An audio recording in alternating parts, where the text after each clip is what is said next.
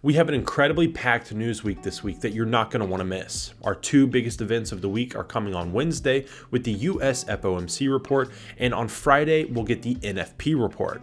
Already today we had the US ISM manufacturing PMI numbers that came out pretty much as expected at 47.1. Later on tonight, the Australian monetary policy report will be released, but is forecasted to remain unchanged at 3.6%. On Tuesday, the JOLTS job openings report and the New Zealand unemployment rate come out. Wednesday has the US ADP non-farm employment change, ISM services PMI, and of course the FOMC event where the interest rate decision is forecasted to rise 25 basis points up to 5.25%. Thursday has the Euro monetary policy decision, and it is expected to rise 25 basis points as well, up to 3.75%. Also on Thursday, the US unemployment claims. Finally, on Friday, we have the Swiss CPI along with US and Canadian unemployment rates. Remember, you can watch us stream these events live right here on the A1 Trading YouTube channel. All right, yeah, guys, this week is one of the busiest news weeks I've ever seen. I know that I just gave down a rundown of most of the events happening, but that's not even everything that's happening. In fact, that doesn't even really do it justice to all the stuff that we have going on this week. So here's another quick rundown. Today, we already had ISM manufacturing PMI. Tonight, we have the Australian cash rate or monetary policy statement. We also have the Australian Reserve Bank governor speaking. Following that report, JOLTS jobs opening, New Zealand unemployment rate, the New Zealand Reserve Bank governor is going to speak, ADP non-farm employment change, FOMC, ISM services PMI. I mean, the list goes on and on. Euro monetary policy statement, unemployment claims, Bank of Canada's governor, Tiff Macklem, is going to speak. There's going to be a European Central Bank press conference. I mean, all of this stuff is going to cause major volatility in the market. So this is going to be a crazy, crazy one where you absolutely need to keep up with the news and what time it is happening, because it is absolutely, like I mentioned, it's going to cause some crazy volatility in the market. So please be up to date on your news events, because as we know, news causes crazy swings in the market, and you don't want to be taken in the wrong direction off of a news event. So important to stay up to date with everything going on in the news. But let's go ahead and hop into the market heat map, where we can see all of the assets that we track here in the EdgeFinder. We can see what percentage either up or down they are on the day so far. And over here in the top left, this is our biggest mover to the upside so far today.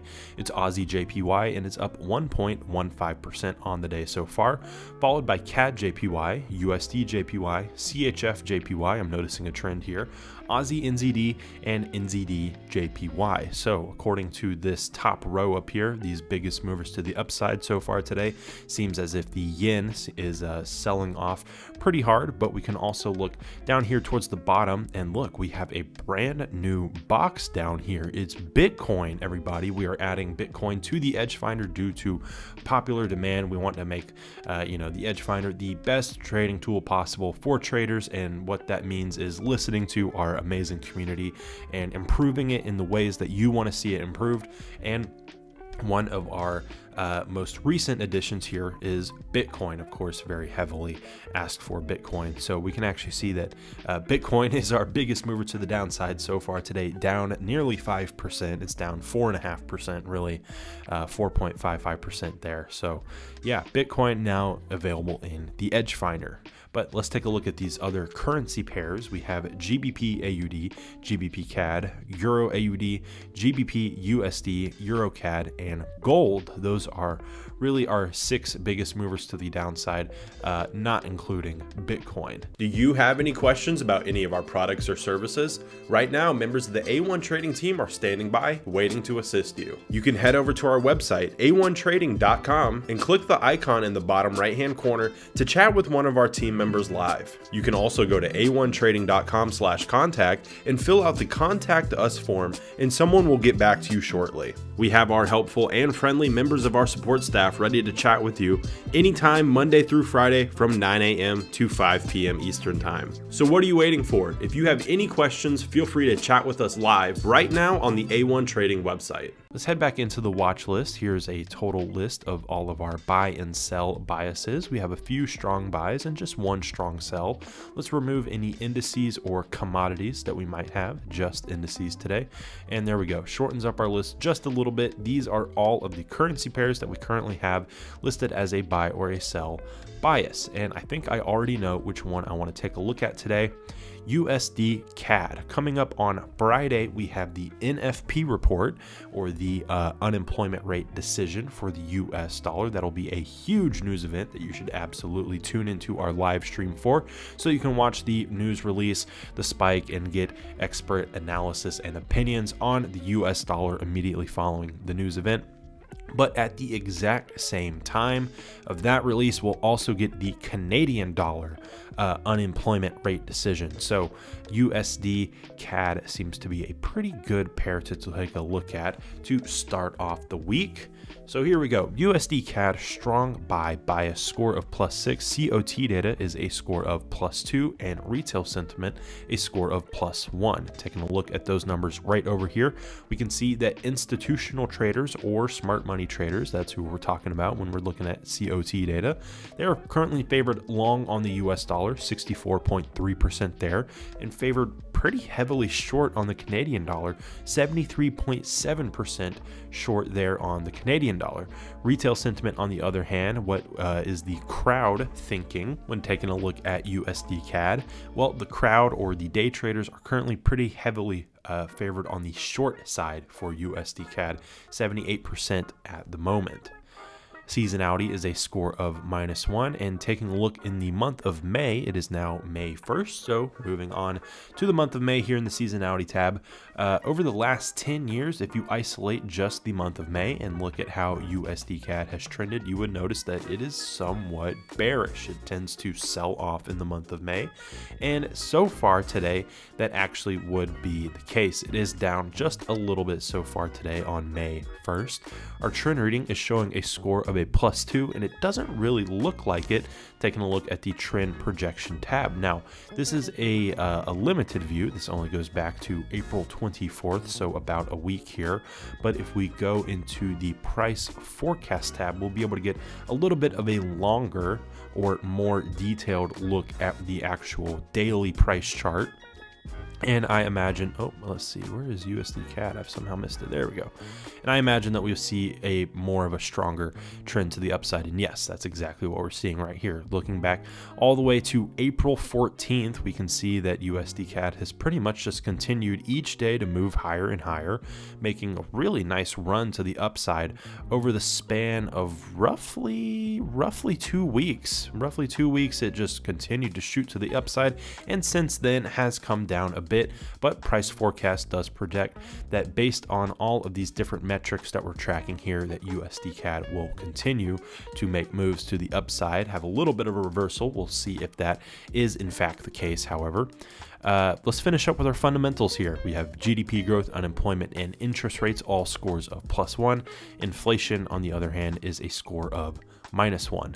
Taking a look at those numbers, we can see GDP growth right now in the US 1.1% compared to 0% in Canada. Inflation in the US 5% compared to 4.3%. The unemployment rate 3.5% compared to 5%. And lastly, interest rates on the US dollar 5% compared to 4.5% on the Canadian dollar. So there we go, a quick breakdown of USD CAD, currently a strong buy bias in the EdgeFinder with that score of +6. So I entered here, stop losses here. What I'm watching for is to see if we can actually truly break this level of supply. On this breakout, I will trail the stop further. For those of you who are watching my trade inside of the Discord, and again, here's the actual trade on my broker. So, so notably, this white line here represents the same thing. I'm looking for a strong break above on this 4-hour chart. If we can get it, I'll look to trail stops further into profit. And again, going to continue to try and run with this. Nick, what's your thoughts on Bitcoin? I have a trade open on Bitcoin. It is more of a swing. It's not going so hot. I'm down $500 on this trade. So it's a longer term one though. I mean, this is not really a short-term technical trade by any means. It's more of a longer-term swing trade. And you can see my notes on this one. I have sort of a longer-term outlook on Bitcoin, willing to add a couple times to my trade. Full transparency, this is a very, very small position on my trading account. It's 1/4 of a Bitcoin. So it's a really small position for the account, but I am willing to add to it. So I would like to add to Bitcoin. If it does come down, I'm actually happy to build a bigger position. Now, of course, this is not, a big position on the account. So transparency, I'm not trading this aggressively. This is sort of a longer term slow trade. And again, I'm targeting 39,780, around 40,000. If it gets there, this trade will be a very profitable trade. And if this trade continues to go against me, it's one that I'm willing to dollar cost average in. So different than my traditional momentum bit trading strategy, I do have also a dollar cost averaging strategy that I do as well. And the key thing about that is when you dollar cost average, you have to be so careful because you can get yourself in a lot of trouble buying something with a lot of size and then it goes against you and you're willing to hold. So for me with Bitcoin, I am willing to hold, but it's a small position. And that's something very important to note. The S&P 500 getting some rejection here. I'd like to look at what's going on with the bond yields here. TLT bonds dropping off. Really interesting. Wow. Is that yields up today? So let's go look. Bonds market. Yeah, yields jumping today. Wow. The 3-year, the 2-year. And again, that's probably driving dollar yen higher. Yep, look at that, dollar yen driving higher here this morning. I am actually long dollar yen as well, which is awesome. Shared this one inside of the group. So we've got some winning trades on today. This is fantastic. Bought dollar yen last week, also euro Swiss. Both of those trades are on. Continue to hold them. This is based on Smart Money Tracker. I've got a position trade on dollar yen and euro Swiss. Here's the euro Swiss trade. So going well also. So we'll keep eyes on that one. So a couple currency trades, indices trades, and crypto trades. We are all over the place with what we're trading right now.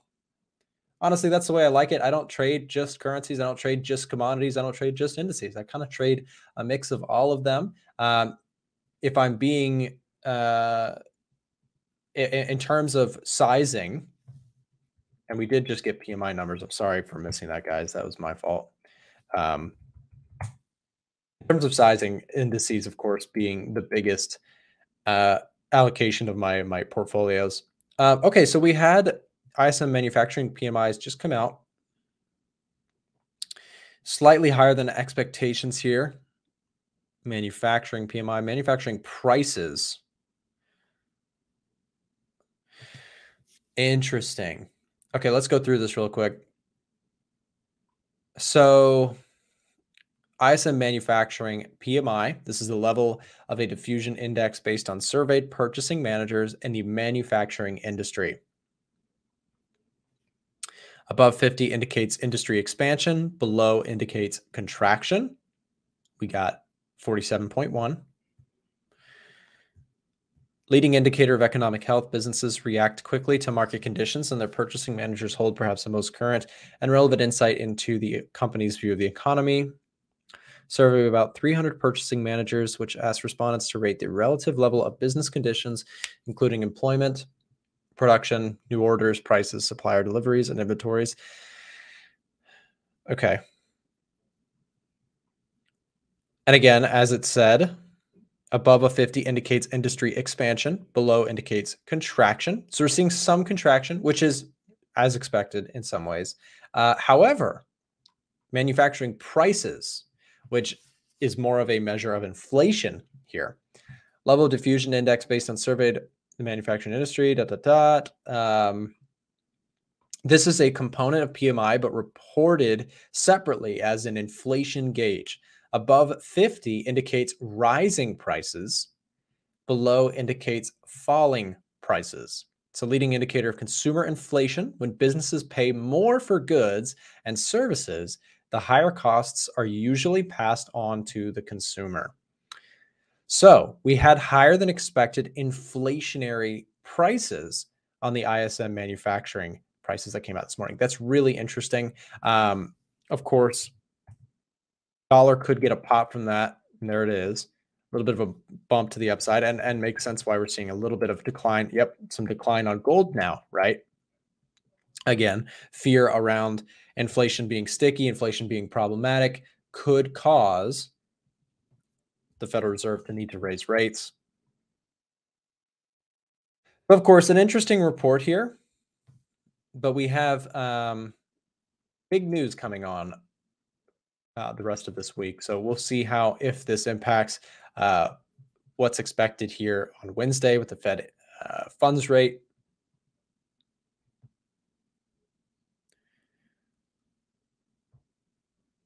Tomorrow we have Europe CPI numbers. Those are also really big.